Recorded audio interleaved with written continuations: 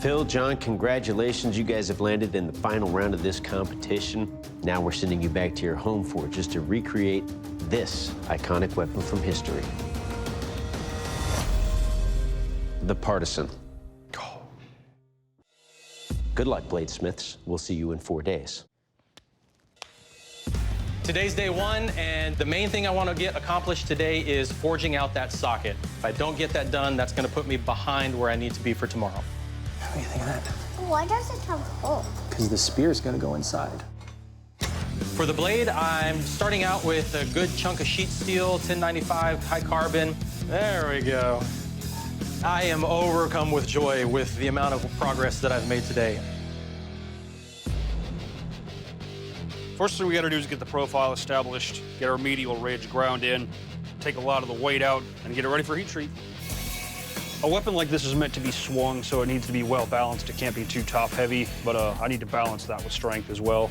So the plan for heat treating the blade is to clay up each blade individually and differentially harden the edges so that it stays nice and soft and springy, and only our cutting edge gets hard. If the whole blade was as hard as the edge, it would be really likely to break. Alrighty.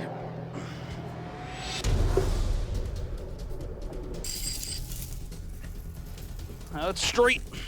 Now we're gonna clay and heat treat the flanges one at a time. Last quench right here. Hell yeah. Thing's hard as woodpecker lips. Today is day two, and the plan for today is just to get that medial ridge situated just right. What I gotta figure out is how exactly to do this. Smiths have been making medial ridges for hundreds, if not thousands of years, but in all of my research that I found, I could not find how they traditionally put medial ridges on blades that were so pronounced. So I'm really having to go just a little different route than I think what is traditionally done. I'm gonna take bar stock, tack weld it, throw it in the forge weld it, throw a bead of weld, and then I'm gonna go in and clean up those welds so I get those really drastic curves. The weight of the piece is gonna be heavier, but I'm gonna have structural integrity. That is sufficiently ground. I think we are ready to heat treat. I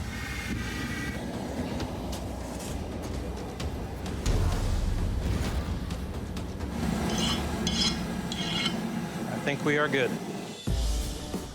It's day 4, the sun's finally out. Today's mostly refining work, fit and finish, getting everything cleaned up, sharpened, and getting the spear mounted. So now I'm forging a nail to affix the spear to the shaft. So I've just got a piece of square stock tapered down. We're gonna cut it off of the parent bar and chuck it up in the nail header. There's our nail. I can do better. See how the head's off center? I don't know, this one, it's gonna be inside. You're not gonna know, it's fine. Oh God, I'll know though.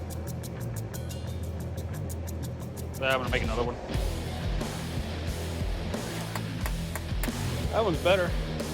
What my spear brings to the table is the good blend of form and function. And with the way I made it, it should be pretty much indestructible. Feels good. The plan for today is to clean up the surface grind, get everything nice and shiny, then continue on with the bevels, and then start assembling. Just gonna kind of do a dry fit and see where I'm at with the hole here. Not gonna peen it, I still need to take it all apart for some more work, but just getting that step in the process done and ready to move forward with it. Whoops. I'm thinking, it'll come right off, no problem. I was wrong. It's like, why am I taking this out if it fits so well? But to keep working on it, I need it out. Wow, I'm an idiot. That's not budging. As I'm prying on this vise, trying to get the bar out, it dawns on me, heat up the metal, burn the wood, it'll come right out. Voila. Disaster averted. Of all the things to go wrong, right? A major build, $10,000 on the line. He prematurely gets his wooden staff stuck in it. So I'm not planning on testing right now. If it's gonna malfunction, if it's gonna break at this point, I want the judges to have the honor of destroying something that I've built, not me. I think that feels good. All right, bladesmiths, this is the kill test. To test the lethality of your weapon, I will deliver killing blows on this ballistics dummy. fill you up first. You ready for this? Yes, sir, man. Let's do it. Going into this test, my heart's starting to pump a little faster. Doug's hopefully just gonna destroy this ballistics dummy, and we're gonna have pieces flying all over the place and blood on the walls.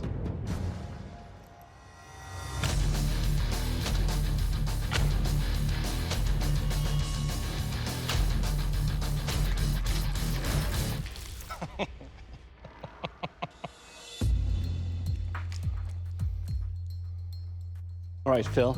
The design you have here is scary. That's a very thick spine you have. The edges are sharp. As you can see, very deadly. The one thing about this is that it's heavy. That is something to take into account when you're carrying something like this into battle and you gotta move multiple times. But more importantly, your weapon will kill. Thank you, sir. All right, John, your turn. You ready? Let's do it.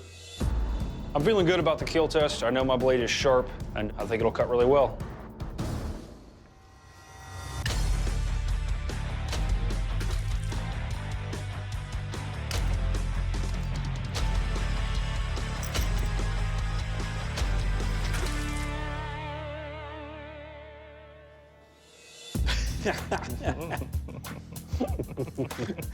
Pushed out a rib. All right, John, I love the feel of the blade. You can really fight with it because it's lighter. Your blade also is very slim, that it penetrates in there when there's no resistance, even enough to push out a rib. More important, I love the balance, I love the feel, and it will kill. Thank you, sir.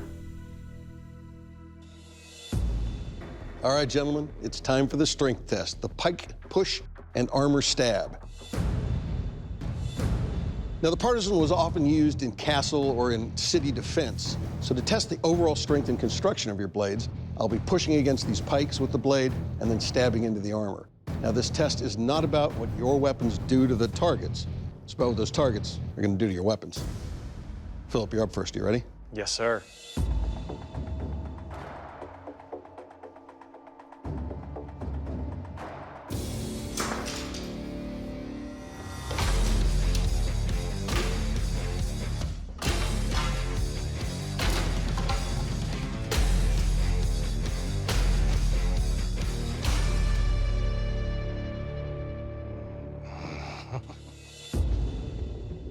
All right, Philip, this thing is a beast. The weight, the shape of your tip really makes it a good penetrating weapon. The issue I have is the Partizan was a standoff weapon. Got to be able to control it.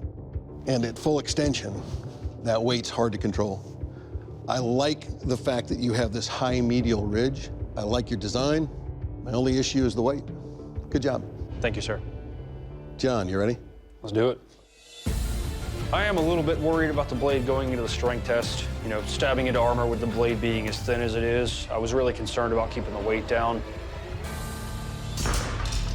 Hopefully it holds up.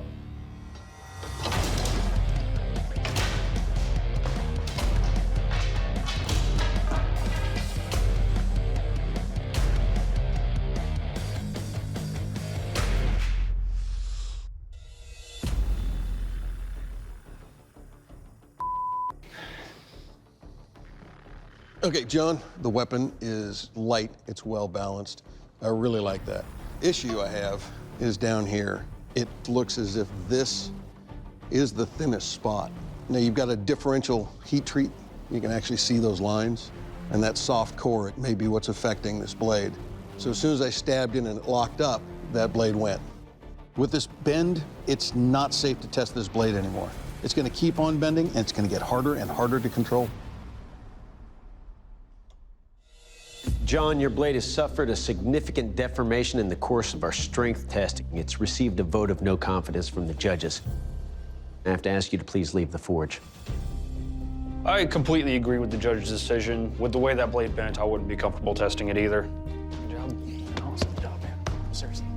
Even though I'm not a Forged in Fire champion, I am proud of the work I turned in. Phil, congratulations, brother. You did a great job, and I'm happy for you. Philip, you are the new Forged in Fire champion. That's a title that comes with a check for $10,000. Good job. I just won Forged in the Fire. John, you're an awesome dude, an amazing competitor. The sense of joy and an accomplishment, knowing my daughter is going to see, there's so many emotions right now. I'm overwhelmed. I'm trying to hold back tears, man. I'm taking it home to Texas.